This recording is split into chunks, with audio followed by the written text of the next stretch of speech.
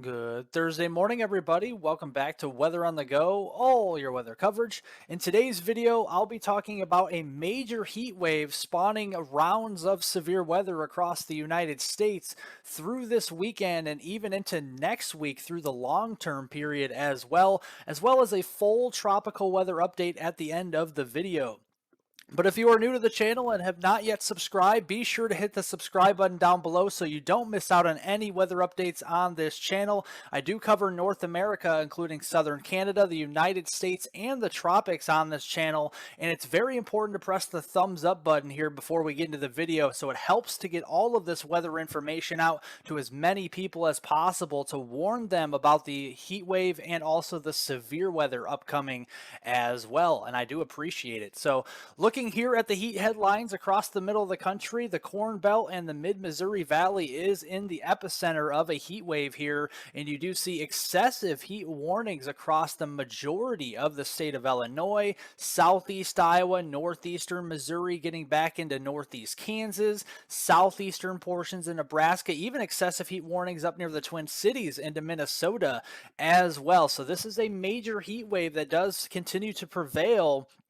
And over the next couple of days, it's going to be sitting here with the center of that ridge down into portions of the eastern Four Corners region and the southern plains, with the northern periphery reaching as far north as the Great Lakes and the Ohio Valley today.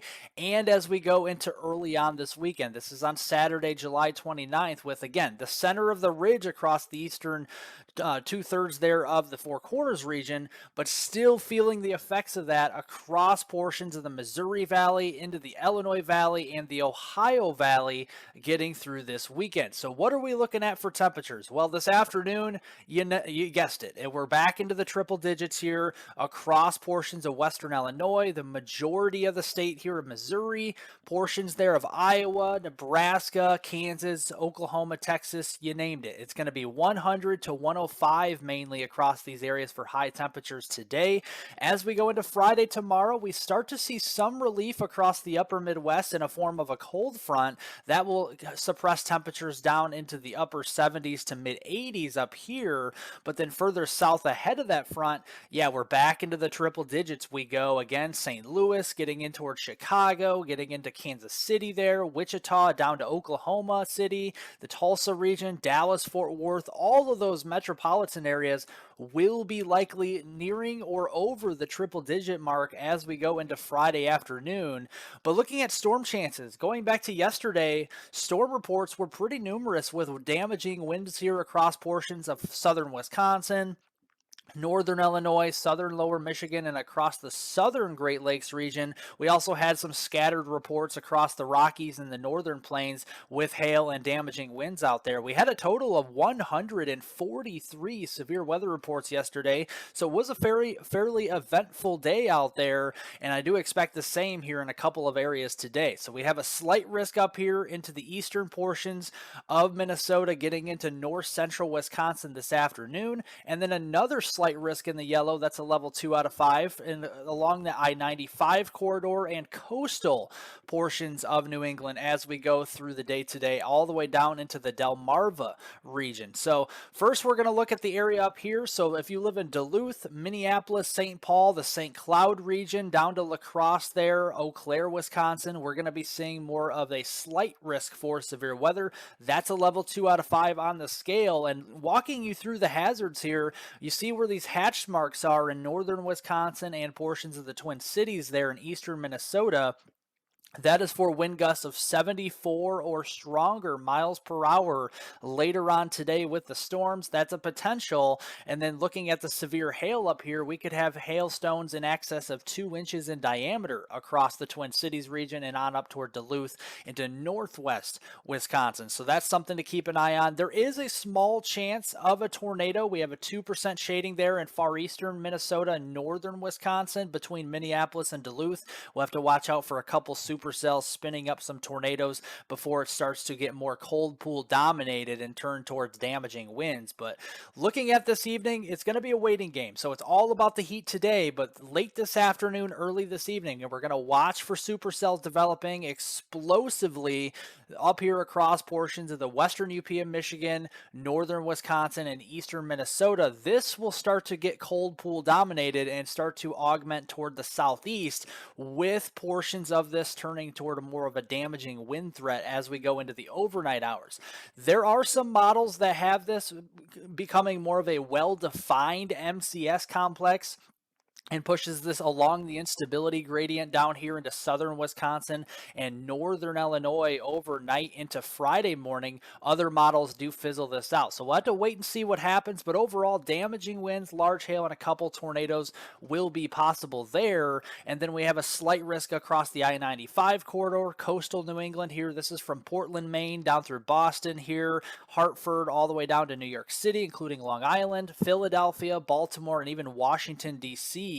through the afternoon today. And looking at the afternoon, a fairly decent line of some showers and storms, damaging winds up to 60 miles per hour, some quarter-size hail, and a couple spin-up tornadoes cannot be ruled out this afternoon. But as we lose the daytime heating up here, we lose the thunderstorm activity as we go later on through the evening. So every hour that goes by this evening, the thunderstorms will start to fizzle out in coverage and intensity across that region.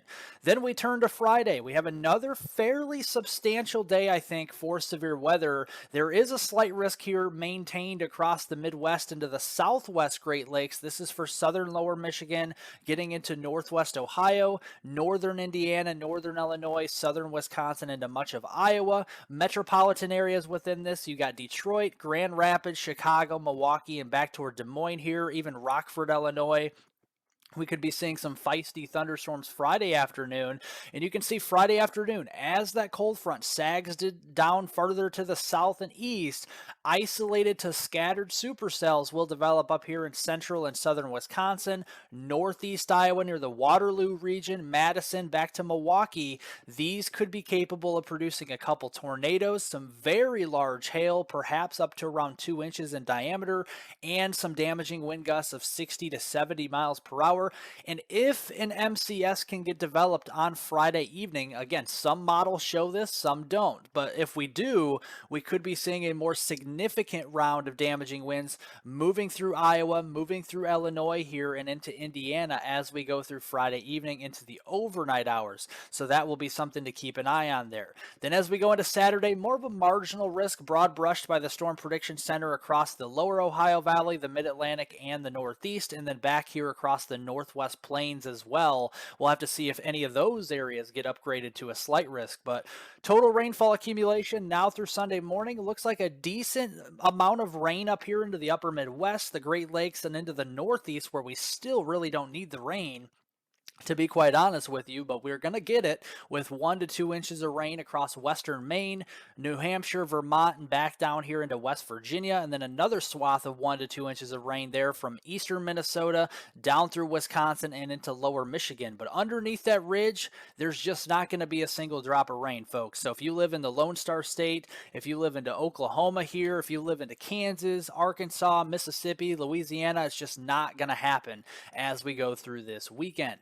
But looking here for the weather pattern beyond, let's look at the long term, shall we? So looking at early next week on Monday, that ridge remains locked in place, okay? It's locked and loaded across the Four Corners region. We have that northwest flow dominated across the Midwest into the Ohio Valley on Monday to end the month, and that really continues as we go into Wednesday. Now, the ridge does start to center itself over portions of the southern plains from Kansas, Oklahoma, into North Texas by the middle of next week, getting into early August, and it'll try to flex its muscles with the heat back into the Midwest and the Ohio Valley again.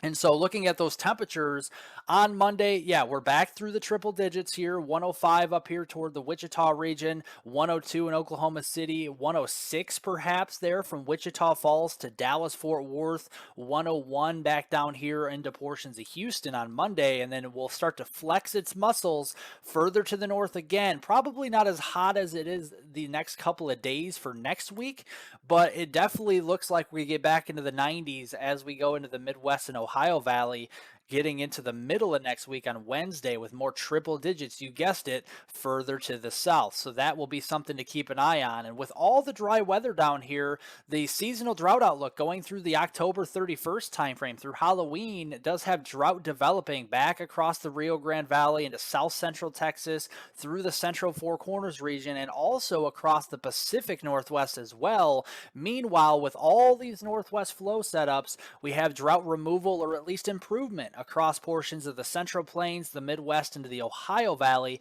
as we go through early on this fall.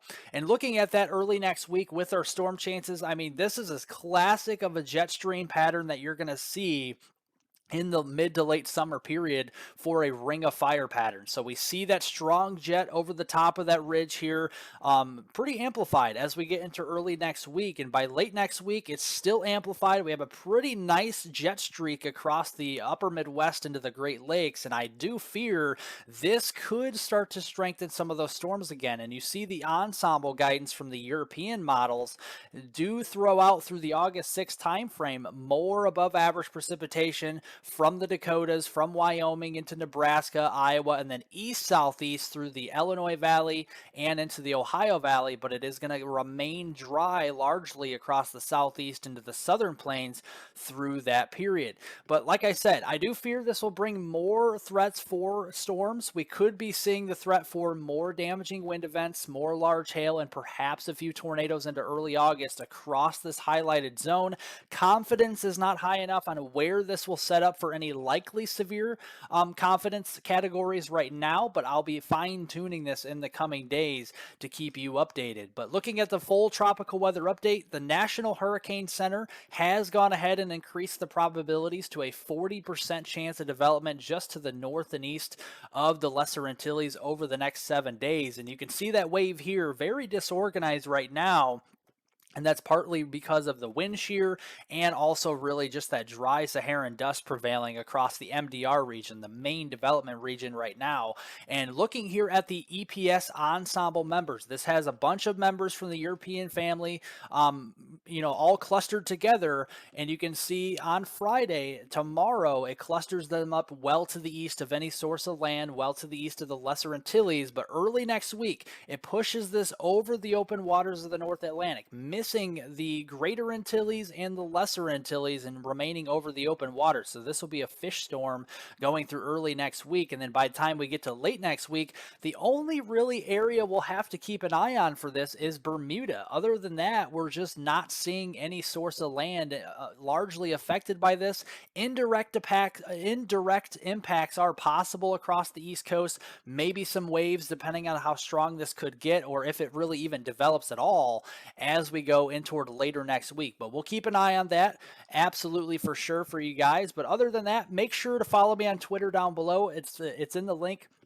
It's in the link down below the video for additional weather forecast updates. Follow me on there at HWeather420. I do post on that platform fairly frequently. Also, share this video with friends, family, anybody you know on social media. It does help out more than you know, so I appreciate that. Leave a like down below, subscribe if you're new, and I hope everybody has a great rest of their Thursday.